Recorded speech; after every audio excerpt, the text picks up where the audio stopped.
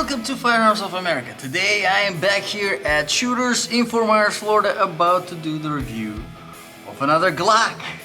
Yes, and this is Glock 43X Generation 5. Let's do some shooting and see what it can do. Chambered in 9mm, we have our 10 capacity magazine, which is thinner than your typical one because this is actually their slim line. Yes, so the grip is slimmer, the gun itself is slimmer, which I think it makes it a perfect concealed carry weapon because it is so slim and it is so light and compact. All right, so I'm gonna put some 5 rounds through it, see how it can handle the 9mm recoil. Now this is a Glock, so I'm sure it will do a good job. Now you might ask, so what does that X stand for?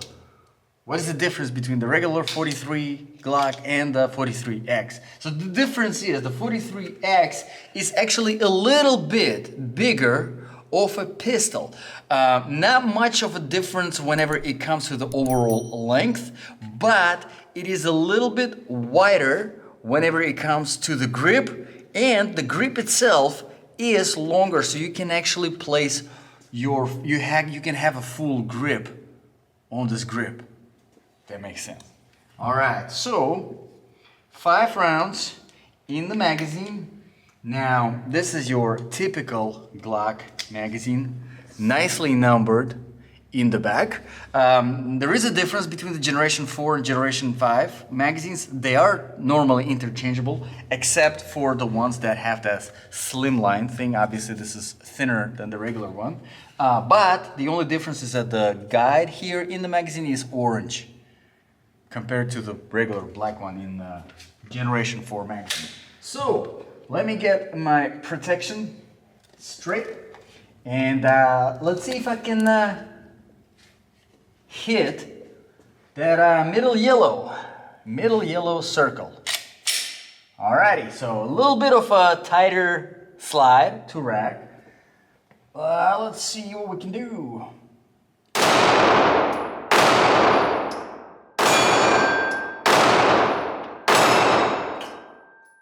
Alright.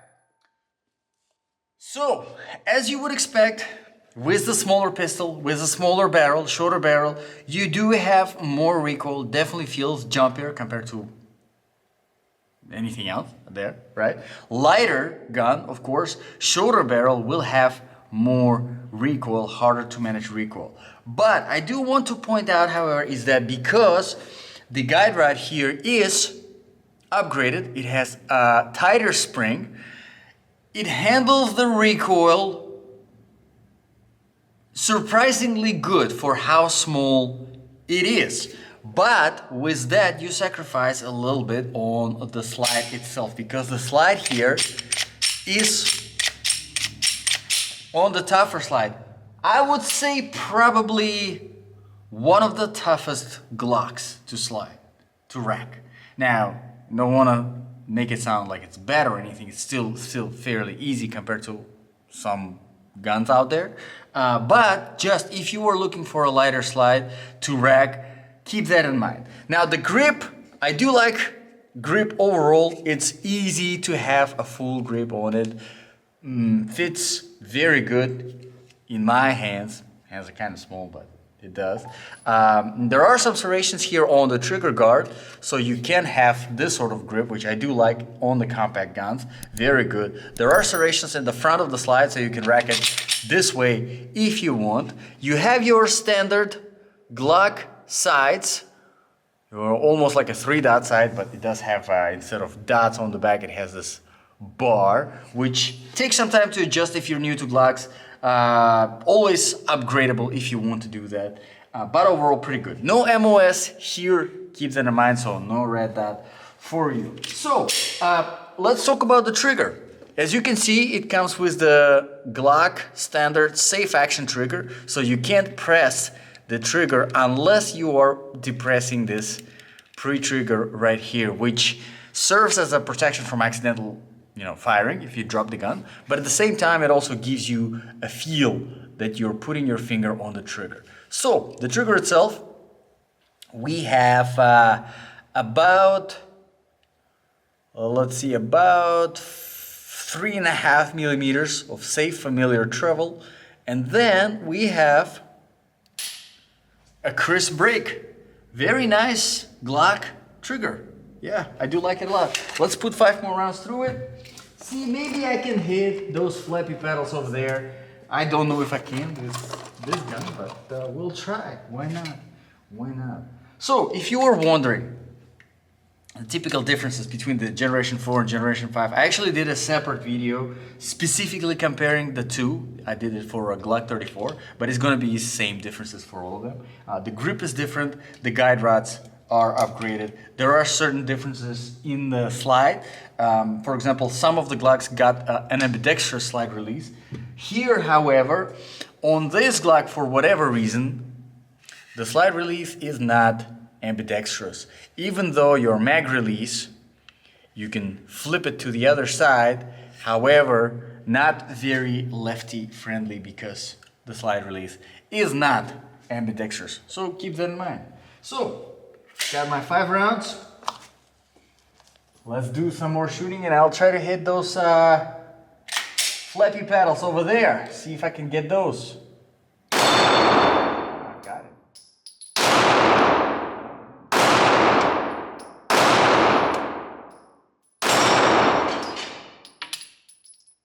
And as you can see, it didn't lock back on the last round, but that's because of my grip, because I do actually rest my thumb on the slide release. So not the gun, me. Overall, I do like the gun. I think it is pretty good. A few things I think could have been better in this gun. Something just to to point out. I think an ambidextrous slide release would make a little bit more sense here, especially considering that the mag release is switchable. You can have it on the other side. Mag release, by the way, is still the same good old Generation 4 mag release. Didn't change by much, which I do prefer more the Generation 3 ones because it is more extended. Here, as you can see, it sits practically flush against the grip. The grip itself, if we're talking about the difference between the Generation 4 and Generation 5 grip, it has less aggression, and obviously it lost your finger grooves, so it now has this classic Glock P80 look, right? So, to make a conclusion for this video, if you were looking for Glock pistol that is easier to conceal because it is slim, because it is small, still carries more rounds than your Glock 43, this Glock 43X is a pretty good option because it is still slim, it is still small, it has 10 rounds. However, if you are looking for something that has a lighter slide to rack, keep in mind that this one is a little bit tougher because they had to implement a tougher spring because it is a shorter barrel. You have to have a manageable recoil. And of course, whenever it comes to recoil itself, whenever it comes to the compact guns like this, I always recommend practice regularly just to be adjusted to the recoil, because typically these guns, smaller guns, shorter barrels, they are jumpier. Typically. So overall, I think it is a great gun. If this review was helpful, make sure to subscribe and hit that like button. If you have any requests for reviews, you can drop them in the comments below. And if I come across those guns, I will be doing them as a priority. Thank you very much, guys, for watching. This was Firearms of America. I'll see you guys in the next video.